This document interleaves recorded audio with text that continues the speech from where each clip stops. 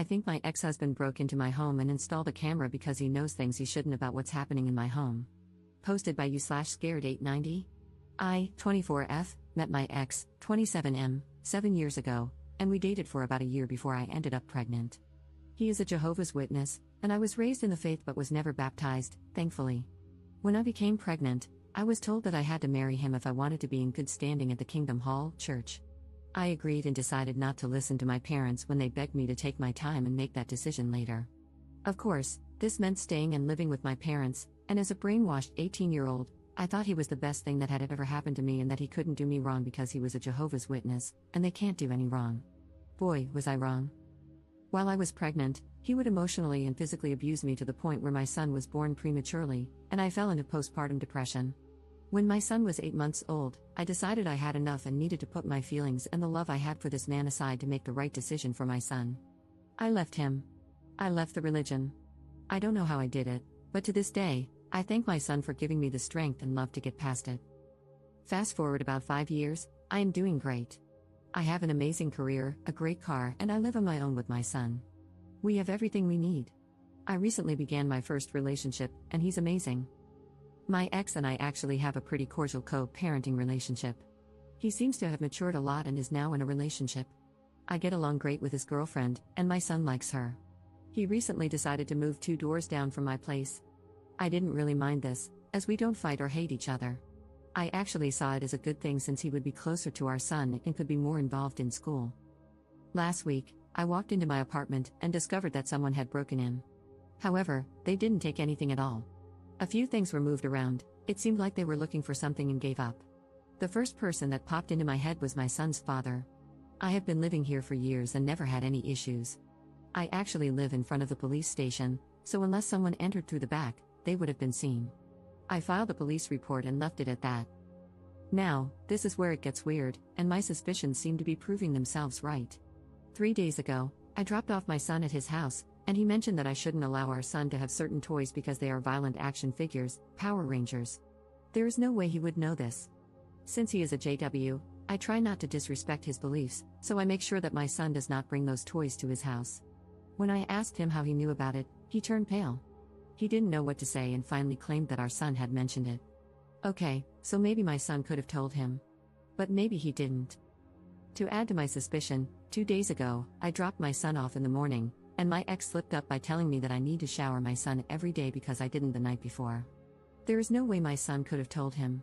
He didn't speak to him, and it was literally the morning after. Also, I do shower my son every day, but he had swim class, and we got home late, so I figured he was okay to skip. I know it sounds lazy, but I'm sure we've all had those days. Am I being paranoid? I hate feeling like I don't have privacy in my own home. Should I ask him? Is there a way I can check myself? I've tried looking, but I haven't found anything that shows me there could be a camera. I've added additional info in the comments. I did not know he was moving in 2 doors down. He told me when he signed the lease, and at that point, I tried to look at the bright side of things. I now see that there is no bright side to this situation. I hate the feeling of walking out my door and knowing he can see what time I am home and what time I leave just by checking if my car is in the driveway. I agree that the religion he is teaching my son is not good in any way, but there's not much the law will do besides granting me full rights to his medical decisions, which I have. When he is with his dad, he goes to his church, but when he is with me, he knows we don't do any of that. Once my son reaches a certain age, he will be able to make the right decision, and I will always steer him in the right direction, encouraging him to ask questions and do his research first, then come to a conclusion. We have shared custody, but I make the medical decisions.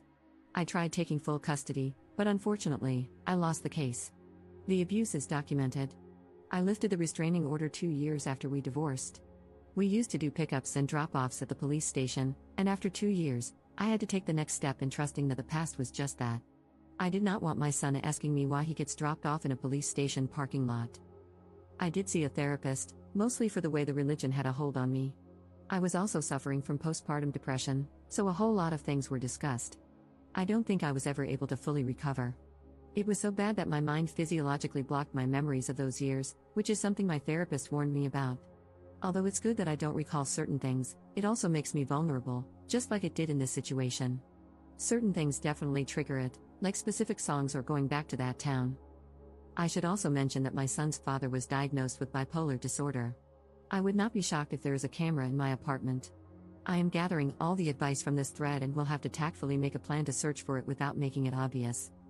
Commenter. I'm a former JW2. Do you think it's possible that he's trying to figure out if you're sleeping with your boyfriend, so that your ex would then be biblically free to remarry? Ops response. We are already divorced. The elders told him not to sign it because that would mean he can't remarry. I took it to court, and after showing all my police reports and pictures of abuse, they granted the divorce. I do see your point. On his end, he is not free to remarry. This could be why he is doing this. However, he is out of luck because I do not have my boyfriend stay over.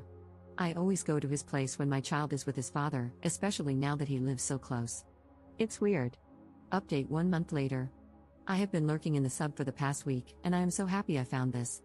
I really wish I had known about this years ago when I left the congregation. It would have made the pain less and the loneliness not as bad. When I left the organization, I had no friends and no encouragement, and I almost convinced myself multiple times to go back, but I was able to get through it. I wanted to share my story with you, but first, I'll give a little background on my past. I pretty much grew up as a witness and never got baptized. I met my son's father when I was about 18, and I ended up pregnant a couple of months after that. The elders pretty much forced marriage on me. As soon as we moved in together, he was abusive. It was horrible. He would physically abuse me, knowing I was pregnant with his son. It got so bad that I would literally urinate on myself because of how scared I was of him. The last time he laid his hands on me was when I was 6.5 months pregnant. I remember he barged into the bathroom since he knew I was calling the cops, and when he opened the door, he hit my belly, and I went straight into the tub. They had to perform an emergency C-section. While I was under anesthesia, he even signed a paper stating that I would refuse a blood transfusion, and since he was my husband, it was his decision to make. Thankfully, I had great doctors, and my son and I were healthy and made it through. I remember the elders coming to visit me while I was still in the hospital. I remember them telling me that I needed to work harder at putting Jehovah first in our marriage because, without him, our marriage would fail. A few months later, I left him and left the organization. I went to therapy for my postpartum depression, and I was able to psychologically block those memories, although sometimes certain things trigger them, and it all comes back. It's insane how the mind works. I have a great relationship with my parents. They never shunned me, and they always looked after my son and me. I know they are brainwashed, but I know deep down my father realizes I made the right decision. After all this mess, I think he's starting to open his eyes a little. The link below is my first post, and below that, I copied and pasted my update. I don't know why they locked my post. I was at work, and when I checked, it was automatically locked. I did receive some good advice on there, but it's different when it comes from people who know what you grew up in and understand just how much mind control plays a big role in everything when it comes to JW. I would also like some advice on how to handle these elders. They keep calling my parents and begging them to reason with me. I assume this is going to reflect poorly on them, and we all know how much they hate that. Also, please keep in mind that my parents, although witnesses, have my best interests at heart. My father sat me down and told me that no matter what, he will stand by my decision and fully support me in going through with these charges. I just wish they didn't have to deal with all this harassment. Update. First and foremost, thank you for all your suggestions and messages regarding the steps I should take. So much has happened over the past 7 days, I will try to explain without making this too long. I'll start with last week, Wednesday. After reading all the comments, I decided to purchase a spy finder from Amazon. I figured it would put my mind at ease and finally allow me to feel comfortable in my own home. I paid for 2-day delivery and planned out how I would use it without being obvious. Since I knew the only way to do this was with my son's father in front of me, I decided to tell him I needed to discuss a new schedule I wanted to follow. Friday, we decided to meet up for ice cream with our son. I gave my boyfriend a spare key so he could go inside and see if the spy detector worked. Our meeting lasted about 40 minutes until I finally got the okay from my boyfriend, and I wrapped up the conversation. When I got into my car, I called my boyfriend, and he told me I needed to drop my son off at my mom's and head over to my place. I did exactly as he said. When I arrived at my place, I parked, and my boyfriend came inside my car and broke the news to me. He told me that the detector had detected something, but it was not clear. It kept showing red in my son's room around the doorknob, but it also showed red on one side of a wall that didn't have anything hanging near it. At this point, I didn't know what to do or say. Maybe it was just a malfunction, or maybe there was something there. I decided I needed to call the cops. I wasn't sure if it was the right call, but since the signal was showing in my son's room, that was enough for me to make the call, even if I sounded silly to the cops. Once the cops showed up, I explained the situation to one of them. He usually works the morning shift surveillance at my son's school, so I see him every morning. He was very understanding and told me he was calling in a tech who had the necessary equipment, as not all cops carry it. At this point, I still didn't tell the cops that I suspected my son's father. I figured I would mention it once it was confirmed. 10 minutes later, my son's dad walked up my driveway and asked if I was okay. I said yes, and that's when the cop approached. I think he saw how uncomfortable I was, and told him that only residents were allowed to be there. He told the cop that he was my son's father, and the cop started asking if he was from the area. As soon as he mentioned that he had recently moved 2 houses down, the cop asked him to leave since he was not a resident. Once he was off the property, the cop started asking me more questions about my son's father, and that's when I went into full detail. After our conversation, he told me there was a high chance that my ex could have placed a camera in my son's room. Once the tech arrived, he scanned the room, and we were told to wait outside. About 30 minutes later, he asked me to come in while my boyfriend stayed behind. He proceeded to tell me that there was indeed a camera in my son's room. They found a tiny camera hidden inside the doorknob. If you're not familiar, my doorknob's locked from the inside, but on the opposite side, there's a small hole where you usually need a flathead screwdriver or a similar key to unlock it. He explained that whoever installed the camera replaced the original doorknobs with 2 identical ones, meaning the door no longer had a lock. I never realized this. It was such a small detail that I had completely overlooked. I never locked my son's room, so it wasn't something I would have noticed. I broke down. I didn't know what to say or think. The tech told me the camera was linked through Bluetooth/Wi-Fi. Unfortunately, the signal was cut off, but he was working on getting some codes to determine where it had been transmitting from. Once they confirmed it, I was given an address, and of course, it traced back to my ex's home. Not the exact address, but rather coordination points. I have no idea what they refer to. They just told me it's a system they use to track signals. I was in complete shock. Part of me thought he would never do this. He would never violate my privacy and our son's privacy like this. I thought we were past this stage. After they broke the news, they told me I could press charges if I wanted to. If I decided to proceed, they would have to process a warrant for his arrest. It was the hardest decision I had to make, but I told them yes. They explained that the best thing for me to do was to stay at a relative's or friend's house until the situation was resolved, as it could be dangerous for me to remain so close to him. I didn't understand why they couldn't take him in then and there, but I agreed and packed a bag. I decided to stay at my parents' house. It was close to my job, and it was a place where my son felt comfortable. I did not hear from my ex at all on Saturday. I know I mentioned in my previous post that my parents and ex are Jehovah's Witnesses, which plays a big part in this whole story. Sunday night, my parents had plans, and I stayed behind with my son.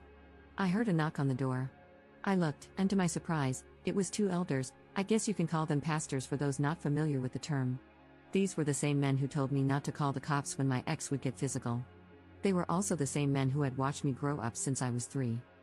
I decided to open the door, and they asked to come in. Since my brother was in the other room, I felt a little more at ease speaking with them. As soon as they started taking the Bible out, I told them I did not feel comfortable with that and that if they had anything to say, it should be through a conversation and not through the Bible. They agreed and started explaining the consequences my ex is facing in the Kingdom Hall for what he has done. They also told me that my ex was taken down to the station Sunday morning but that he had confessed everything to them on Saturday. To make it short, they begged me to drop the charges and kept telling me to think about my son, to consider how he would feel knowing his dad is facing these charges. They kept saying over and over that Jehovah does not condemn his behavior and that sometimes the organization can work things out internally. I told them I would not drop the charges. What he did was violate my privacy, and while I was happy they would work it out within their religion, I would handle my end through the law. They proceeded to tell me that they have lawyers who can back up my ex and that if this is the route I choose, I should make sure I am covered as well. They also said the reason he put a camera in my son's room was because he wants custody, arguing that it's not fair for him to miss out on eternal life and that my ex could save my son. Crazy, yes, I know. I don't know what he was trying to find by putting a camera in my son's room, because I have absolutely nothing to hide, and my son is very well taken care of. I asked them to leave, and they did. When I told my dad what happened and what they had said to me, he called one of the elders and pretty much went off on him. I hope it doesn't ruin his reputation since I know this religion means the world to him, but at the same time, I also hope this might open his eyes. This is all such a nightmare for me. I don't know what to do. Deep down, I do not want to press charges because he is my son's father. I don't want this to ruin his record or for my son to grow up and find out I placed his dad in jail over this. I also know what it's like to be brainwashed and under mind control. On the other hand, I feel like he needs to learn his lesson. He needs to understand that you can't simply violate someone's privacy because of your religion. I'm not sure what will happen yet. Last I heard, he was out on bail and has a court date, which I will need to attend as well. At that time, I can decide whether to drop the charges if I want to. I also received a court date from family court, as he is seeking full custody. He filed about a month ago, so this is something he has been planning. I'm hoping this whole situation will work to my benefit, which is another reason why I shouldn't drop the charges. It could help me in family court. For now, that's all that has happened. I don't know what steps to take from here, and I'm just taking it day by day. I have found a new place, and after talking to my landlord, he is letting me break the lease. I hate that I have to move. I love my apartment, and now I'll be moving to a much smaller place for more money. I wish I didn't have to move, but there isn't much else I can do. Commenter. Do not drop any charges. My reasoning, besides all the religious BS, your ex is not rational and is already physically abusive. This is a bad combination. In my experience, he will never get better without therapy or medication, and most likely, issues will arise where he won't follow through with treatment even if he starts. What are the charges against your ex? Has the DA's office stopped any further investigation? Have you had an opportunity to speak with the investigators on your case? Have they hinted at any other concerns about him? Law enforcement can be very effective in uncovering things through intimidation. However, they will not want to be jerked around and expend effort if they sense you won't follow through. They may intimidate you a little to test your resolve. Hold fast to your decision. All the data he was gathering about you to possibly further his custody case has been made null and void and is inadmissible because it was obtained through a criminal act. It will not be allowed to be presented. His illegal actions will also be used against him.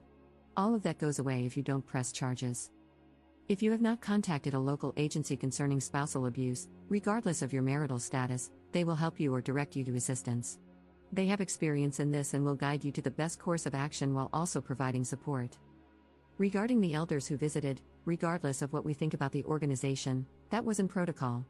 If you want that nonsense to stop immediately, contact or have someone contact a sharp elder from another congregation, etc., if that's what you want. These things that are happening to you are not unique to the organization. They happen everywhere, frequently. Because of that, there are many resources available. Please make use of them. I hope you remain safe and that everything works out for the best. Ops response. I actually went to the court today to file a restraining order, and they gave me a temporary one until the court date, where the judge will decide whether to make it permanent. I also went to the station to ask for more information about what was going on. They couldn't tell me much besides the fact that even if I drop the charges, the state is also pressing charges. Apparently, they take this matter very seriously since it happened in a child's room. They told me that someone would be in contact with me, but I should get a lawyer, as it's not recommended to handle this alone due to the many complexities I might not understand or that may require professional advice. I asked them what they did with the evidence, and they told me they have it and cannot release it to anyone since it is now in municipal custody. I am looking into lawyers and have scheduled a few consultations for tomorrow. My court date for custody is at the end of November, so I am hoping the other court date for the camera issue is scheduled before that, so I can have more evidence to prove that he is not suitable for custody. However, I feel that just having those charges pending and him being out on bail should be enough for the judge to grant me full custody, which I am now seeking. We currently have shared custody, but after this, I want full custody. Commenter. This sounds like really strange behavior from the elders, almost like they have a vested interest in having the charges dropped. Now why might that be? If your ex is going for full custody, he would have sought the assistance of the elders. Maybe the elders suggested he put in a spy camera, or maybe they knew someone who had expertise in this. If the charges aren't dropped, the facts might come out. I don't know if you are aware, but the organization has a printed guide for JWs involved in custody cases. If the elders are calling your parents, get them to ask the elders whether your ex had specifically admitted to breaking in and installing the spy cam, and if there was anyone else involved. When the elders told you that he would be dealt with in the congregation, did they spell out what they would do? Do not drop any charges, especially for the sake of your son. Ops response. One of the elders is actually my ex's uncle, which makes it a conflict of interest. Although he was part of the committee when I was pregnant and they took away the privileges I had as an unbaptized publisher, if that's the term. Sorry, I went to a Spanish hall and do not know some of the English terms. It seems so weird to me just how much they are pushing and harassing my family. It's almost as if something else is happening that they are afraid of. They told me that they are still going through their process, but that this could lead to him being reprimanded. What's the term for when you're not shunned but are pointed out as bad association? Is it censured? Not sure, but he won't get shunned, just a slap on the wrist.